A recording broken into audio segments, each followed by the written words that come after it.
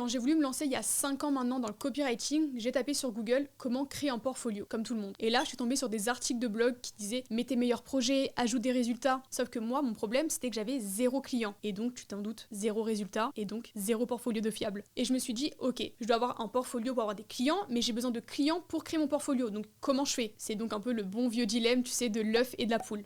Pour ceux qui me connaissent pas, moi c'est Margot, je suis copywriter et experte en SEO depuis maintenant 5 ans et j'ai accompagné des dizaines de personnes à se lancer dans ce nouveau métier, à décrocher leur premier contrat et à vivre de leur plume, même sans diplôme, sans réseau et même sans expertise dans le digital. Et aujourd'hui, je vais te montrer comment toi aussi tu peux te créer un portfolio crédible et surtout professionnel, même si tu n'as jamais eu de clients payés. Allez, c'est parti. Première étape, ça va être de comprendre ce qu'on attend d'un portfolio. Avant de te lancer dans la création de ton portfolio, il faut d'abord comprendre à quoi il sert vraiment. Un client, il va pas s'extasier parce que tu dis que t'es passionné par les mots depuis toujours. Il ne veut pas lire que tu adores écrire depuis maintenant plus de 8 ans ou que tu rêves de vivre de ta plume, il veut du concret. Donc tu te doutes, il s'en fout un petit peu que tu aies travaillé pour L'Oréal, Netflix ou la boulangerie du coin. Ce qu'il veut lui, c'est une preuve que tu sais écrire. Il veut voir si tu sais capter l'attention dans un premier temps, si tu sais structurer un message et si tu peux donner envie d'acheter à travers un simple texte ou attirer du trafic tout simplement. En clair, il veut voir tes compétences à l'œuvre, pas juste lire des promesses sur un bout de papier. Mais déjà, reprenons les choses dans l'ordre, c'est quoi concrètement un portfolio? Un portfolio, ça va être ta vitrine. C'est l'endroit où tu vas montrer ce que tu sais faire avec des mots.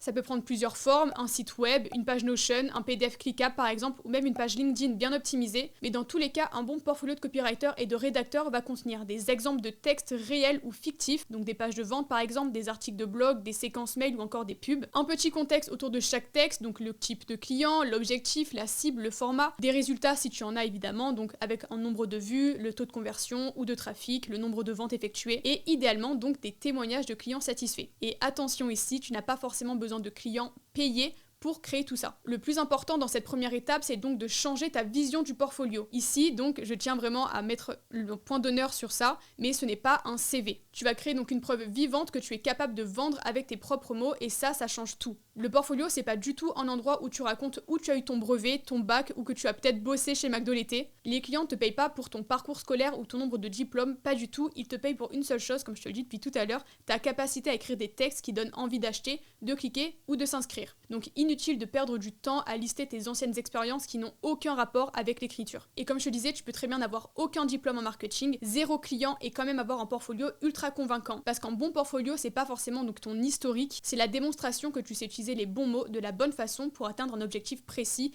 et surtout un objectif que ce client ou ce prospect du coup a envie d'atteindre. Et donc tout ça, et donc les témoignages clients, les statistiques, etc., tu peux les avoir grâce à des projets qui sont soit fictifs, donc si tu n'as pas encore été payé, mais la deuxième étape, c'est que tu n'as pas besoin de clients pour écrire tes textes. Quand j'ai commencé, par exemple, moi j'avais 0 client, mais j'ai pas attendu qu'on me tende la main, par exemple. Je me suis bloqué 3 jours où j'ai inventé justement un business fictif dans le coaching sportif. Ça, par exemple, c'était mon cas, mais toi, ça peut être dans n'importe quel domaine. Et j'ai écrit tout ce qu'un vrai client pourrait venir me demander. Donc une page de vente complète, un article optimisé sur le régime keto, par exemple, et une séquence email pour lancer un programme de 12 semaines. Et donc pour créer ce projet fictif, j'ai simplement demandé à ChatGPT de me créer donc un brief. Je lui ai demandé s'il pouvait donc me rédiger un brief client pour un coach sportif qui veut justement vendre un programme de remise en forme sur 12 semaines. Et là, j'ai eu toutes les infos nécessaires, comme si un vrai client me les avait données. Donc le nom de l'offre, les objectifs, le public ciblé, les bénéfices, les objections, etc. Bref, du coup, je me suis créé moi-même un cadre clair pour travailler. Et donc ça m'a permis de pouvoir écrire une page de vente, une pub, une séquence mail, comme si j'étais déjà dans une mission avec un vrai client. Ça, c'est une des meilleures façons de pratiquer et de montrer ce que tu vaux, même sans client réel. Tout ça, ça m'a permis par la suite de pouvoir décrocher mes premiers contrats rémunérés, tout simplement parce que j'ai pu montrer que je savais écrire des textes qui collaient à un besoin précis dans un secteur donné. Mais ça, donc c'est une seule option, il en existe une deuxième que je préfère. L'autre que je recommande souvent donc à mes élèves, c'est de faire un stage ou une mission bénévole. Tu peux aller sur LinkedIn par exemple, ou bien Indeed, ou Welcome to the Jungle, t'as plein de choix différents, et tu vas taper tout simplement stage rédaction SEO, stage marketing, ou même freelance copywriting, et tu vas pouvoir tomber sur des dizaines de petites entreprises ou de coachs qui ont besoin d'aide pour leur site, leur email, ou bien encore leurs réseaux sociaux. Et souvent, tu te doutes qu'ils n'ont pas beaucoup de budget, et donc ils ont besoin de quelqu'un qui fait soit du bénévolat, soit un stage donc non rémunéré de 2 mois. Et dans tous les cas, ils seront ravis de te laisser écrire pour eux. Et franchement, pour moi, c'est l'un des meilleurs moyens de monter en compétence, de te challenger avec un vrai brief client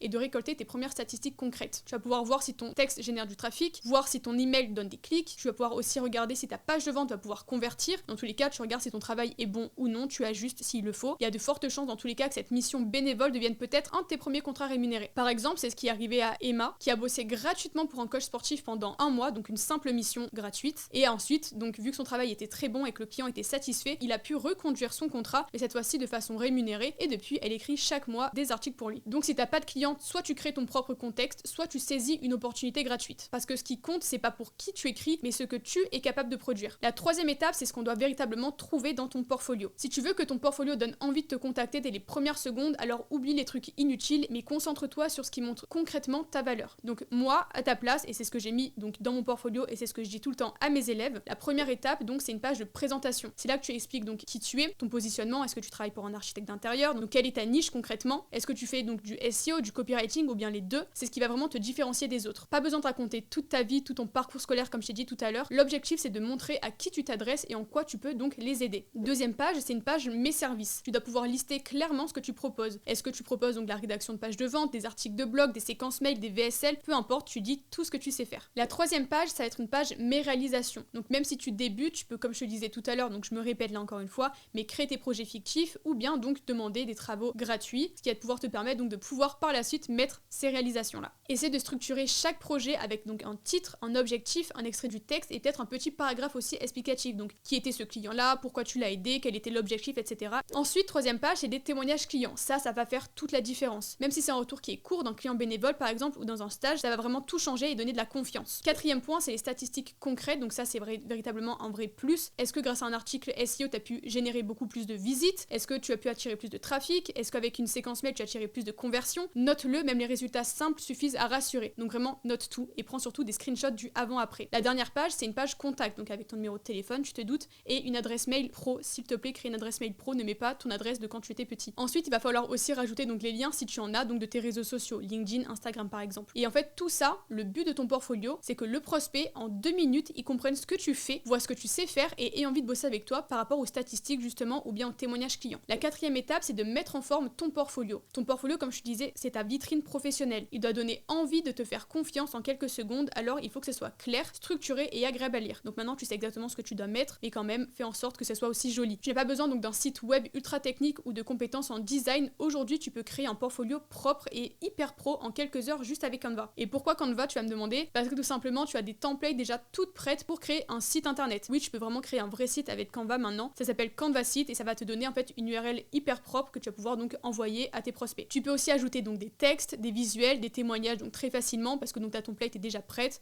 et ensuite tu pourras ajouter tes screenshots, etc. C'est ultra intuitif, même si tu n'as jamais touché un outil de design, je te promets que vraiment c'est fait pour en fait les débutants. Résultat des cours, tu auras un portfolio en ligne hyper pro, accessible depuis n'importe où et qui fait vraiment la différence quand un prospect te demande des exemples de ton travail. Et petit rappel, pense toujours aussi à la version responsive, c'est-à-dire une version qui peut aussi s'adapter au téléphone. Parce que la majorité des recruteurs maintenant ou des prospects vont ouvrir ton portfolio depuis leur téléphone. Donc reste simple, lisible, aéré et évite les gros blocs de texte trop denses. Ton objectif ici, c'est pas de montrer que tu sais coder, c'est vraiment de montrer que tu sais écrire et convaincre et surtout donner envie de te confier un nouveau projet. La cinquième étape, c'est n'attends pas d'avoir 10 textes pour envoyer ton portfolio. Dès que tu as au moins 2-3 projets bien présentés, même fictifs comme je te disais, tu peux déjà postuler, prospecter, en tout cas te faire connaître. Le but, c'est pas d'avoir 100 pages de portfolio. Moi personnellement, j'ai travaillé avec beaucoup de clients et j'ai pas du tout un énorme portfolio. Au contraire, le but c'est qu'un client tombe sur ton travail et se dise ok, cette personne elle sait écrire, j'ai envie de bosser avec elle. Pas forcément de regarder une bible ou le petit Robert par exemple. La règle d'or, c'est n'attends pas que tout soit parfait parce que ça ne le sera jamais. Si tu attends d'avoir le design parfait, les bons mots ou attendre le bon moment pour créer ton portfolio, justement, tu feras jamais rien et tu vas jamais avancer. La vérité, c'est que ton premier portfolio, il ne sera jamais incroyable et c'est normal. Tu vas devoir donc le retravailler et le faire évoluer. Tu vas sûrement réécrire des textes dans 3 mois et ça, c'est une bonne chose parce que justement, déjà, pour Google, c'est hyper bien parce qu'il adore les mises à jour.